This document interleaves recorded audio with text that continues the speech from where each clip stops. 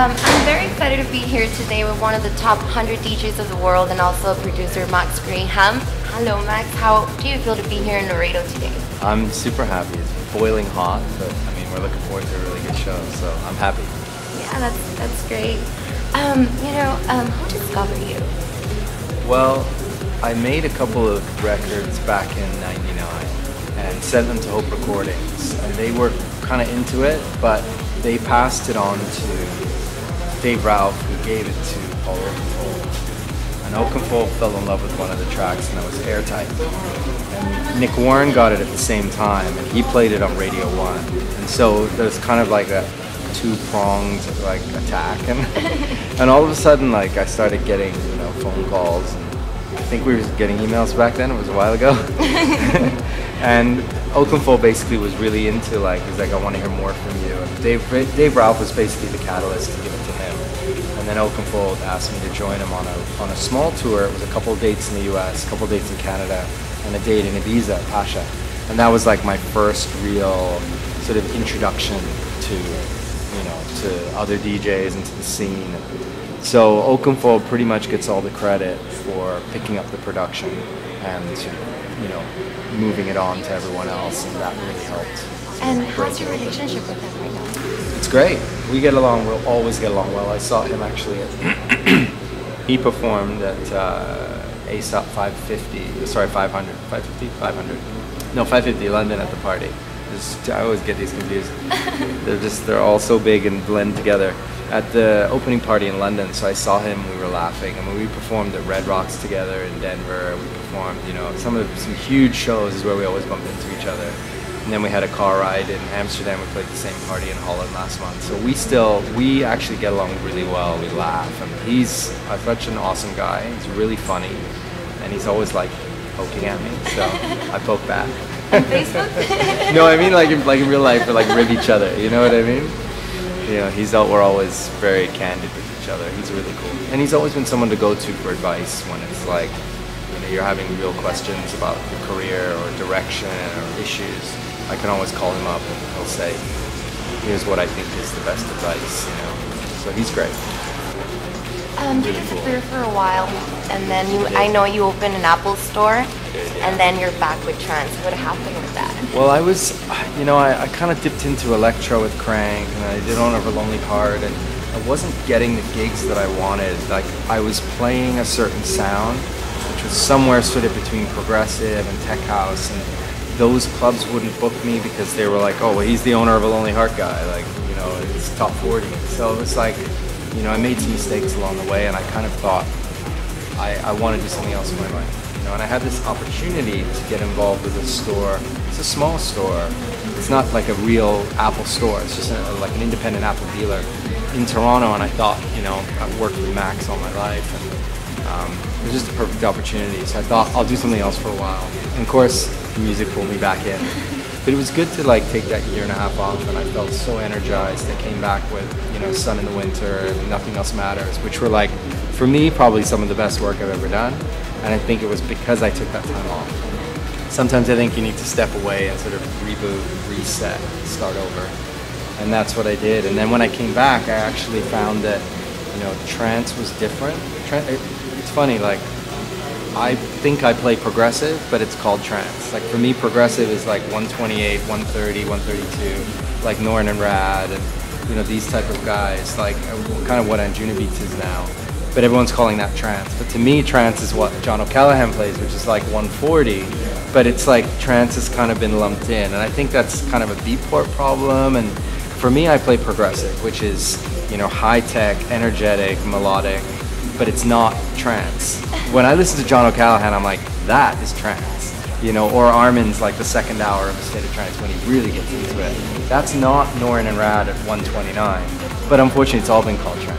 So when I came back, I was kind of discovering all these new young producers that were so talented, and they were making the music that I had been looking for and couldn't find 3 or 4 years earlier.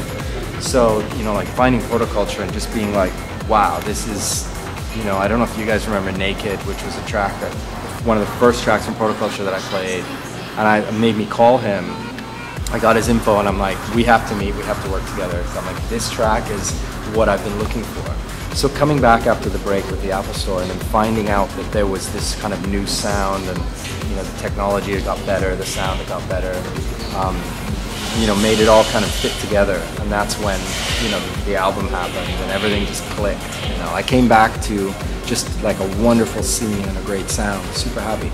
What song is the one you like the most that you have? That's a tough one.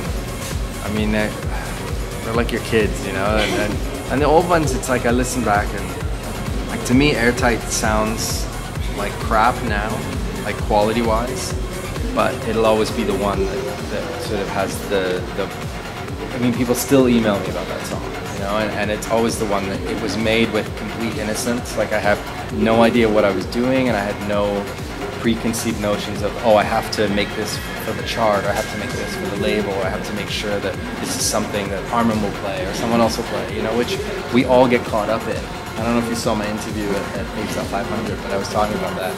And you'd be amazed how many DJs emailed me after that going, we've been through this too.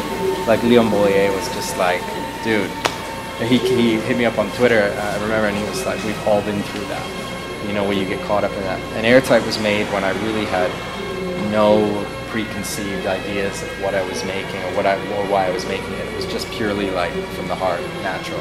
And that's why that one will always have a special place. But recently it's been FYC. It just bangs. I love it. And it's so simple, and that riff, I remember like, I'll sit in the studio chair for 8 hours, and if something makes me get up, that's when I know it's like, you know. And I remember making that riff and then standing back and getting up out of my chair, and I was like, yeah. It's a good feeling. And you could sit there for days. I mean, it's like writing, you know, you can have writer's block and just try crappy ideas. Like, I guarantee you, every amazing producer that you think is the most talented guy in the world, for every track he's made, he has 10 that are like, you know, you go back and listen to, you're like, what was I thinking, you know? Or like half done, little bits finished, you know? So that one for me is probably one of my more recent favorites. But it's hard to choose. Like, I listened to Sun in the Winter and So Caught Up the other day. And like, I was always more partial to Sun in the Winter and Nothing Else Matters. And So Caught Up was kind of like more of a follow-up. But I listened to So Caught Up the other day properly, and I was just like you've nailed it. You know, like it really works. So it's hard to pick. I think it's hard. Yeah.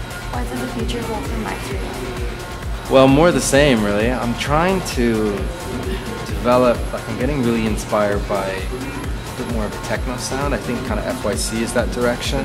And like, I don't know if you guys have been listening to the show, but the last couple of shows, like, I've been throwing in a bit more, you know, like umek and some different sounds that are, where the drums are a lot more like chuggy and tougher.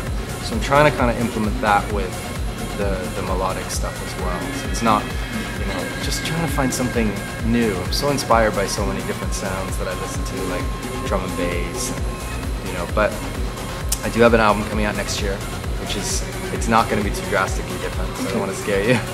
I'm working with Kerry Leva, I'm working with Henny Zagar. I just did the track with Jezza that I think is still top 10 on Beatport. So Jezza and I are definitely going to do another. She was really happy with that. So probably going to be, you know, 4 or 5 vocals, and then some more FYCs. Okay. And obviously some down tempo. But you know, we're collaborating with some amazing people like Protoculture, Juventa, Johan Malmgren, who I think is like, both him and Juventa are like leaders of the new school. These guys are so talented, and they're inspiring with new vibes and new sounds. And John O'Callaghan and I are making a track. I want to give him some melody and have him turn it into like a proper banger, like really something that I might even be scared to play. Something proper, big record. So yeah, just more of that. So.